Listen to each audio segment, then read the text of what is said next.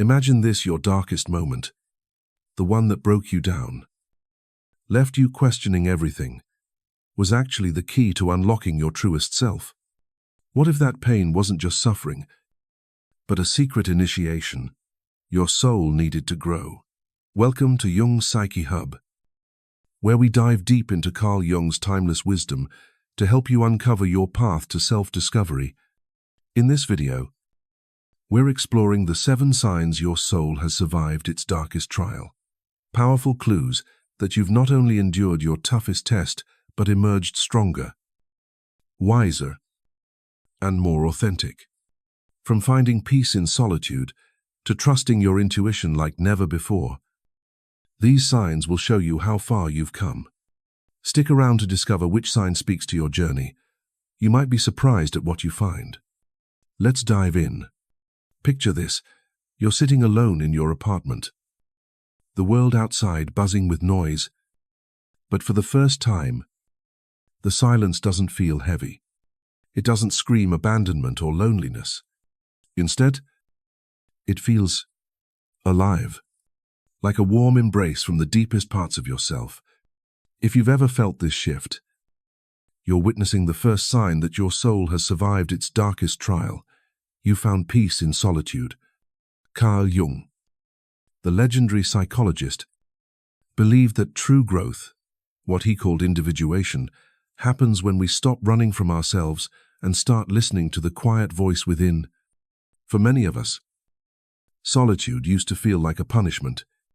Maybe you remember those moments, the empty evenings after a breakup, the quiet weekends when friends were too busy, or the times you felt like the world had turned its back on you.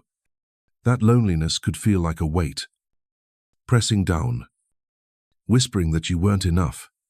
But something's changed, hasn't it? Somewhere along your journey, through the pain and the struggle, solitude stopped being a prison and became a sanctuary. Let's meet Anna, a 32-year-old graphic designer from Chicago. A few years ago, Anna's life felt like it was unraveling. She lost her dream job during a company downsizing, and her long-term relationship ended abruptly when her partner walked out. Suddenly, Anna was alone, truly alone, for the first time in years. At first, it terrified her. The silence in her apartment felt suffocating, like a reminder of her failures. She'd scroll endlessly on social media, desperate for connection, or call friends, just to fill the void. But no amount of noise could drown out the ache. Then, something shifted. One evening, out of sheer exhaustion, Anna put her phone down and sat with the silence. She started writing in a journal, not because she had a plan, but because she needed to pour out the chaos in her head. At first, it was messy pages of anger, fear, and self-doubt. But over weeks, those words turned into something else. Reflections, dreams, ideas. Anna began to notice things about herself she'd never seen before: her love for storytelling, her curiosity about life's deeper questions. The solitude she once dreaded became a space where she could hear her own voice. She started painting again, something she hadn't done since college. She took long walks in the park, not to escape, but to be with herself. Carl Jung would call this a hallmark of the individuated soul. When you've passed your soul's most painful test, solitude transforms from a source of anxiety into a wellspring of creativity.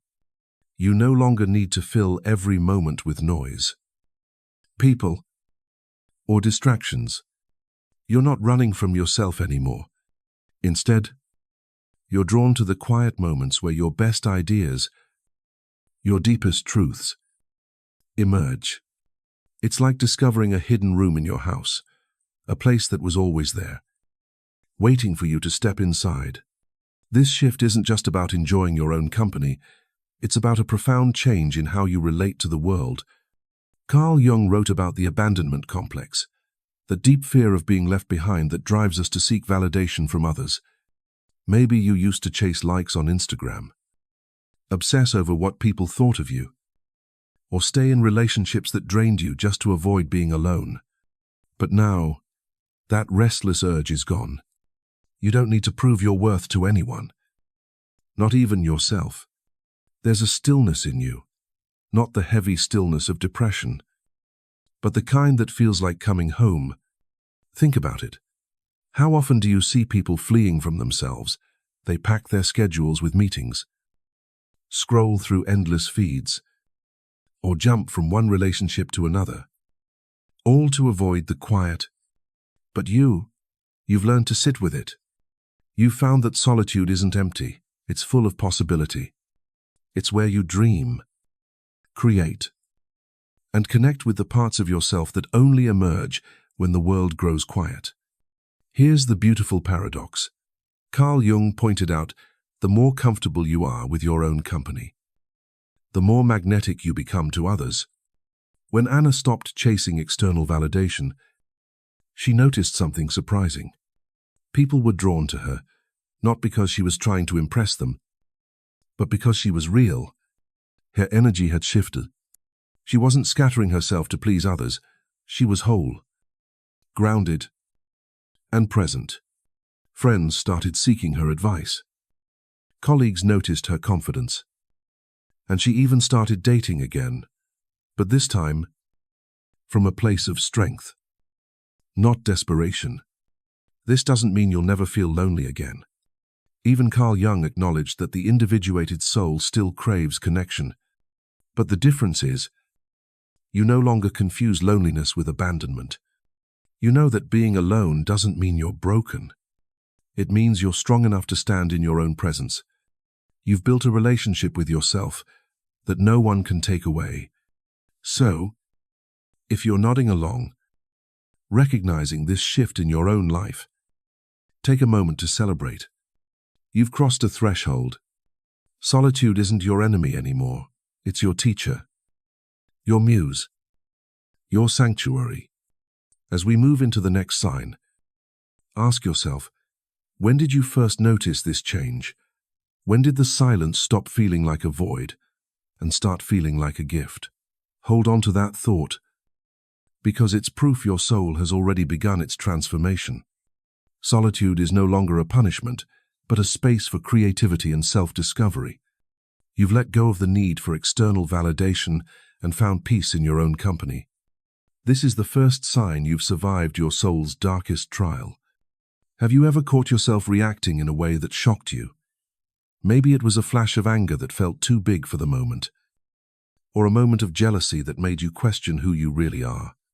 For most of us, those darker impulses, the ones we'd rather hide, feel like flaws we need to fix or bury. But what if those parts of you aren't mistakes? What if they're the raw material for your greatest strength? Welcome to the second sign that your soul has survived its darkest trial. You've learned to embrace your shadow. Carl Jung taught that the shadow is the hidden side of our personality, the parts we push away because they feel shameful, messy, or unacceptable. It's the anger we swallow, the envy we deny, the need for control we pretend isn't there. Before your soul's greatest test, these shadow traits might have controlled you, exploding in ways that hurt you or others, or festering in silence, eating away at your peace. But now, something's different. You've faced those parts of yourself with brutal honesty, and instead of running from them, you've turned them into what Carl Jung called a sacred fire, a force that burns away what no longer serves you and lights the way to your authentic self. Let's meet Mark, a 40-year-old high school teacher from Seattle. A few years ago, Mark's life looked perfect on the outside. A stable job, a loving family, a circle of friends. But inside, he was unraveling. Mark had a temper he couldn't control. When things went wrong, a student's disrespect, a colleague's critique, or even a small argument with his wife, he'd lash out, saying things he'd later regret. Outburst left him ashamed, promising himself he'd change. But the cycle kept repeating. He saw his anger as a flaw, a sign he was failing as a husband, father, and person. Then came the breaking point. During a heated parent-teacher meeting, Mark snapped at a parent in front of his colleagues. The fallout was humiliating, an official warning from his principal and whispers among co-workers. That night, alone in his car, Mark hit rock bottom. He couldn't keep blaming others for his reactions. For the first time, he asked himself, what if this anger isn't the problem? What if it's trying to tell me something? Mark started therapy, where he learned about Carl Jung's concept of the shadow. He began to see his anger not as a defect, but as a signal, a primal energy pointing to deeper truths. Through journaling and reflection, he uncovered what was fueling his outbursts, a fear of being disrespected, rooted in years of feeling overlooked as a kid. Instead of suppressing his anger, Mark learned to listen to it. He started setting boundaries, calmly but firmly, with students, colleagues, and even his family. He stopped tolerating situations that drained him, like toxic workplace gossip or one-sided friendships. His anger, once a destructive force, became a sacred fire that helped him carve out a life aligned with his values. This is what embracing your shadow looks like. It's not about becoming perfect or erasing your flaws. It's about owning every part of yourself, the good, the bad, the messy, and using that raw energy to grow. Carl Jung believed that the shadow holds immense power when we stop rejecting it. When you've survived your soul's darkest trial, you develop a kind of fearless self-awareness. You see your capacity for manipulation, your hunger for control, or your ability to hurt others when you're wounded. But instead of being scared by these truths, you use them. You channel that energy into protecting your peace, standing up for yourself, or creating something meaningful. Think about your own life. Maybe you've noticed you're no longer triggered the way you used to be. That coworker who always got under your skin, you set a boundary instead of stewing in resentment. That friend who constantly criticized you, you walked away. Not out of spite, but because you know your worth. This shift isn't about suppressing your emotions, it's about directing them consciously. Your anger, once a wildfire that burned everything in its path, now burns only what needs to go. Relationships that hold you back, habits that keep you small, or beliefs that no longer serve you. Carl Jung called this shadow integration, and it's a game changer. When you embrace your shadow, you stop pretending to be someone you're not. You let go of the need to appear perfect or likable. People start to sense this authenticity in you. It's like an invisible force. They might not know why, but they feel your presence, your realness. You're not hiding anymore. And that raw honesty makes you magnetic. Here's the kicker. Embracing your shadow doesn't mean you act on every impulse. It means you acknowledge them, learn from them, and choose how to respond. Mark didn't stop feeling angry. He stopped letting it control him. He used it to advocate for himself, to say no when he needed to, and to build a life that felt true. This is the power of the individuated soul. You hold your contradictions, light and dark, strength and vulnerability, without shame. If you're recognizing this shift in yourself, take a moment to honor it. Embracing your shadow isn't easy. It takes courage to look at the parts of yourself you once wanted to hide. But that courage has made you stronger, more real, more you. As we move to the next sign, ask yourself, when did you first notice this change? When did you stop fighting your darker side and start learning from it? That moment is proof your soul has survived its greatest test. Embracing your shadow means accepting your darker impulses, anger, envy, control, and using them as a source of strength, you've turned destructive energy into a sacred fire that fuels your growth. This is the second sign your soul has survived. Its darkest trial. Have you ever been pulled into someone else's emotional storm? Maybe a friend blamed you for their bad day, or a coworker made you feel responsible for their mistakes. In the past, those moments might have sent you spiraling, defending yourself, feeling guilty, or getting sucked into the chaos. But now, you see it for what it is, their drama, not yours. This is the third sign your soul has survived. Its darkest trial you've developed, an immunity to projection. Carl Jung described projection as the unconscious habit of dumping our unresolved emotions, fears, or insecurities onto someone else. It's when your boss snaps at you because they're stressed, or your partner accuses you of being distant when they're the ones pulling away. Before your soul's greatest test, these projections could shake you to your core, making you question your worth or jump to fix someone else's problems. But after facing your deepest struggles, something's shifted. You've learned to spot projection like a scientist observing a pattern, with clarity, not anger, and you no longer let it destabilize you. Let's meet Sarah, a 35-year-old marketing manager from Austin. A couple of years ago, Sarah's workplace was a pressure cooker. Her team was understaffed. Deadlines were tight. And her colleague, Lisa, had a habit of throwing everyone under the bus when projects went wrong. During a big campaign launch, a client rejected the team's proposal, and Lisa immediately pointed the finger at Sarah, claiming she hadn't provided enough guidance.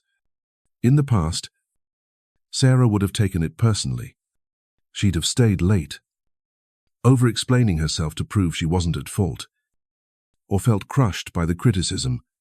But this time, something was different. Sarah paused. Instead of reacting, she observed.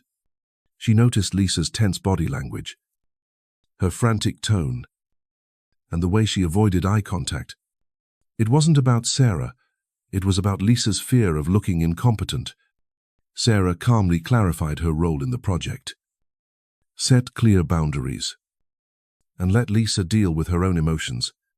Later, when Lisa apologized, Sarah didn't gloat or hold a grudge. She simply nodded and moved on. This wasn't coldness, it was clarity. Sarah had learned what Carl Jung called the transcendent function, the ability to rise above emotional chaos and see the bigger picture. This is what rising above projection feels like. You start to notice when someone's trying to hand you their baggage, their anger, shame, or insecurities, and you gently hand it back. Not with superiority, but with a quiet understanding that their emotions belong to them, not you. It's like developing a sixth sense for emotional boundaries.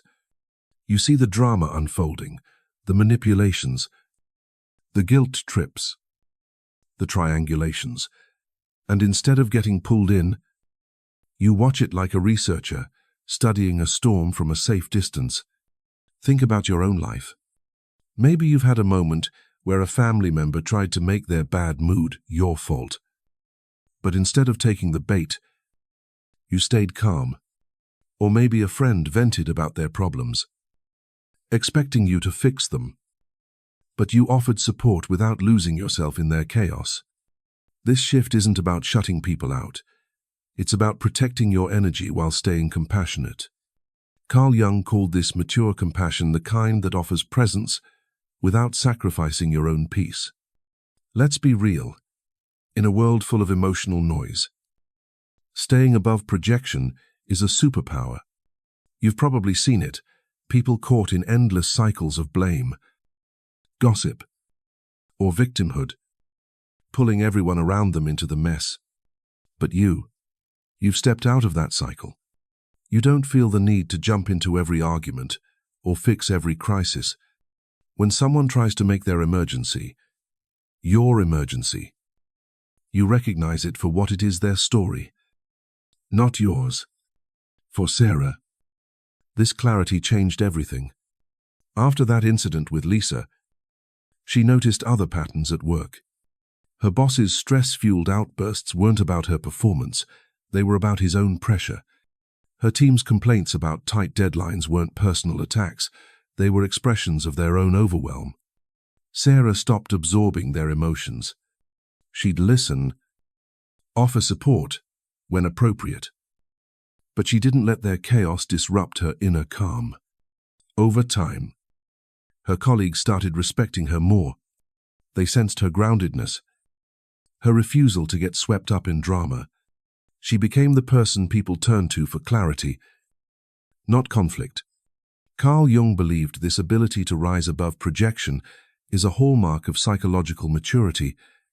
When you've survived your soul's darkest trial, you develop a kind of energetic boundary, an invisible shield that protects your peace without isolating you from others. You're not cold or detached. You're present, but you know where you end and others begin. This clarity lets you offer compassion without losing yourself, support without enabling, and presence without taking on someone else's pain. Here's the beautiful part. This immunity to projection doesn't make you less human. It makes you more authentic. You're no longer swayed by every emotional current around you. You can be there for others without drowning in their storms. And when people misinterpret your boundaries as coldness, you don't take it personally. You know it's not about you. It's about their own unprocessed emotions. If you're recognizing this shift in your life, give yourself credit. It takes strength to step back from drama, to see projection for what it is, and to hold your ground with kindness. You've learned to navigate the world with a new kind of wisdom, one that lets you stay true to yourself while staying connected to others. As we move to the next sign, ask yourself, when did you first notice this change? When did you stop letting other people's chaos pull you under? That moment is proof your soul has survived its greatest test. Rising above projection means recognizing when others try to offload their emotions onto you and staying grounded in your own truth. You've developed mature compassion, offering presence without losing yourself. This is the third sign your soul has survived its darkest trial. Have you ever had a moment where everything just clicked? Maybe you met someone at the perfect time, or a random decision led you exactly where you needed to be. These aren't just happy accidents, they're signs that your soul is tuning into something bigger. Welcome to the fourth sign, that your soul has survived its darkest trial. You've learned to trust your intuition, and your relationship with time has transformed. Carl Jung believed that when we go through our deepest struggles, we awaken a powerful inner compass, what he called the self, the archetype of wholeness. This awakening sharpens your intuition, letting you tap into a kind of wisdom that goes beyond logic. At the same time, your sense of time shifts. You stop racing against the clock or obsessing over the future. Instead, you live in the present, trusting that life unfolds in its own rhythm. This is what it means to survive your soul's greatest test. You've learned to listen to the quiet guidance within and flow with the natural timing of your journey. Let's meet James, a 42-year-old software engineer from Denver. A few years ago, James's life was ruled by urgency. He was obsessed with planning every detail: his career path, his finances, his family's future. When his father passed away unexpectedly, the loss shattered his sense of control. James spiraled into anxiety, haunted by what-ifs and regrets about time he hadn't spent with his dad. He felt like he was always running out of time, like life was slipping through his fingers. One day, while cleaning out his father's attic, James found an old journal his dad had kept. It was filled with reflections about life's unexpected moments, chance meetings, gut feelings, and coincidences that shaped his dad's path. Reading those pages, James felt a shift. He started noticing what Carl Jung called synchronicities, meaningful coincidences that seemed to guide him. For example, he bumped into an old colleague at a coffee shop who mentioned a job opportunity that perfectly matched James's skills. Another time, a random urge to take a different route home led him to a bookstore where he found a book on Jungian psychology that changed his perspective. These moments weren't just luck. James was learning to trust his intuition, that quiet inner voice that seemed to know things his logical mind couldn't explain. Instead of overanalyzing every decision, he started following those subtle nudges. He applied for the job and got it. Not because it was the safe choice, but because it felt right. He began meditating, not to escape his grief, but to connect with that deeper wisdom within. Over time, James noticed he wasn't just reacting to life anymore. He was aligned with it. Carl Jung called this intuitive awakening, a hallmark of individuation. When you've survived your soul's darkest trial, you stop relying solely on logic or external plans. You develop a direct line to what Carl Jung called the collective unconscious, a well of ancestral wisdom that guides you through life's uncertainties. You start to notice synchronicities everywhere, a conversation that answers a question you've been wrestling with, a dream that points you toward a truth you've been avoiding, or a gut feeling that saves you from a bad decision. This shift also changes how you experience time. Before your trial, you might have seen time as an enemy, always too little, always slipping away. Maybe you rushed through your days, chasing goals or trying to prove yourself. But now you've learned to inhabit time differently. You're not hoarding it like a scarce resource or fighting it like an opponent. Instead, you trust its flow. You're present, fully engaged, in the moment. Because you know that life's most meaningful moments unfold when you're aligned with your inner rhythm. For James, this meant letting go of his need to control the future. He stopped making endless pros and cons lists for every decision.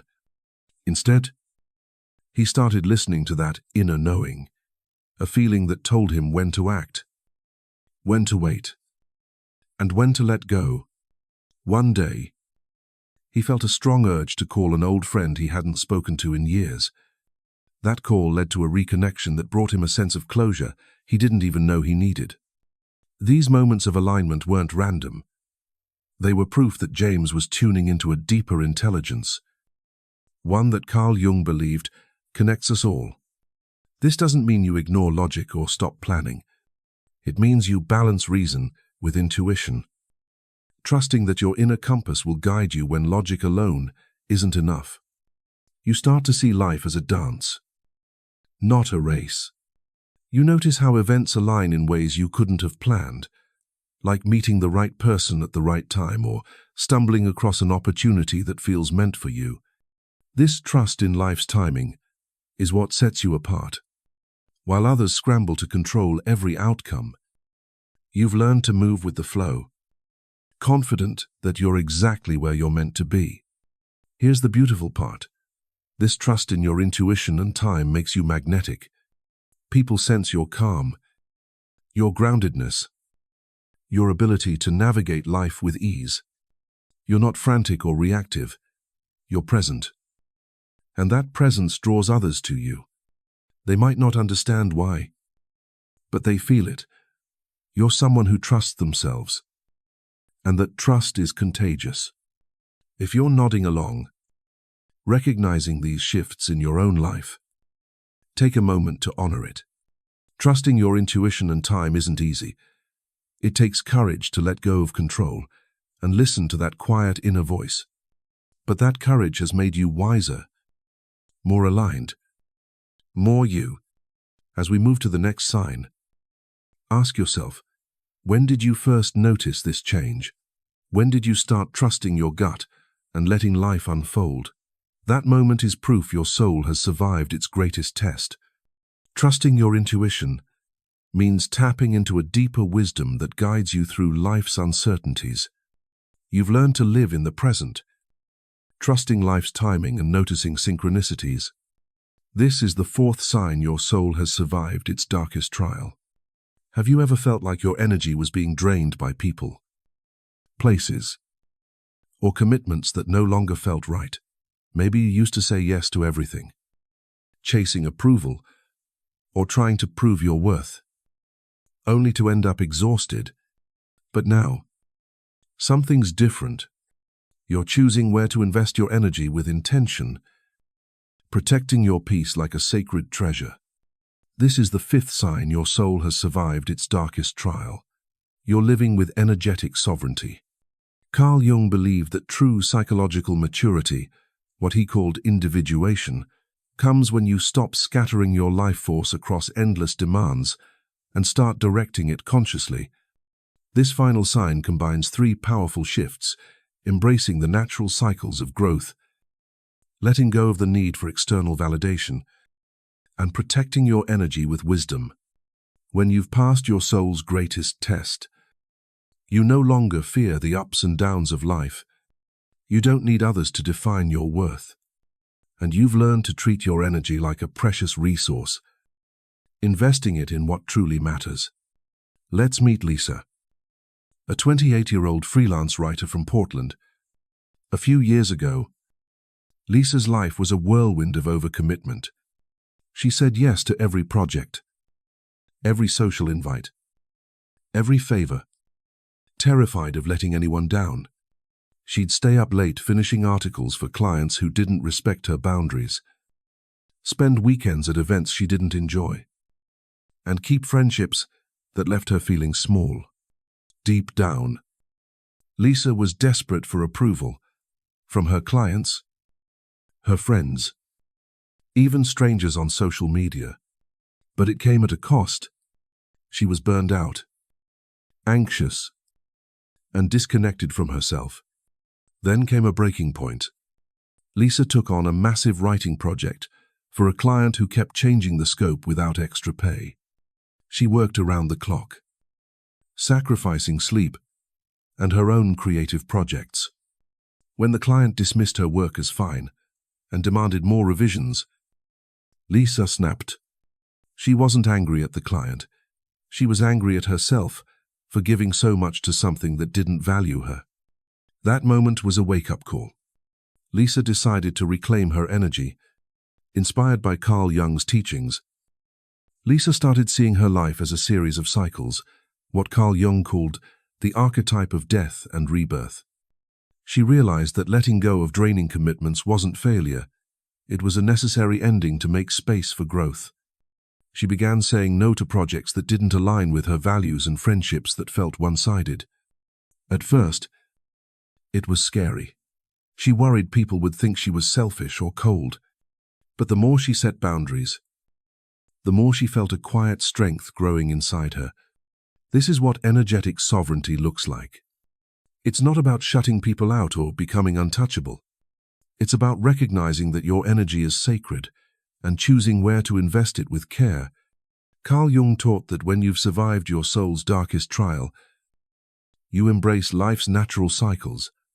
You don't fear the moments when things fall apart. A job loss, a breakup, a quiet season, because you know they're preludes to renewal. You see life as a spiral, not a straight line, revisiting lessons at deeper levels with patience and trust. For Lisa, this meant redefining her relationship with validation. She used to measure her worth by likes, comments, or praise from others. If a client wasn't thrilled or a friend didn't text back, she'd spiral into self-doubt. But after her trial, Lisa found what Carl Jung called inner authority. She stopped needing external approval to feel good about herself. Criticism and praise became just information, not verdicts on her value. When a new client offered lukewarm feedback, she didn't panic. She asked herself, does this align with my goals, and adjusted accordingly? This shift freed up so much energy. She started writing a novel, something she'd always dreamed of, but never had the courage to pursue. This sovereignty also meant protecting her energy with intention.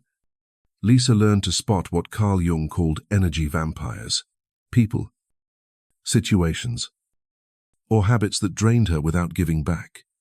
She stopped engaging in gossip, left group chats that felt toxic, and prioritized time for herself, whether it was a quiet morning with coffee or an evening walk.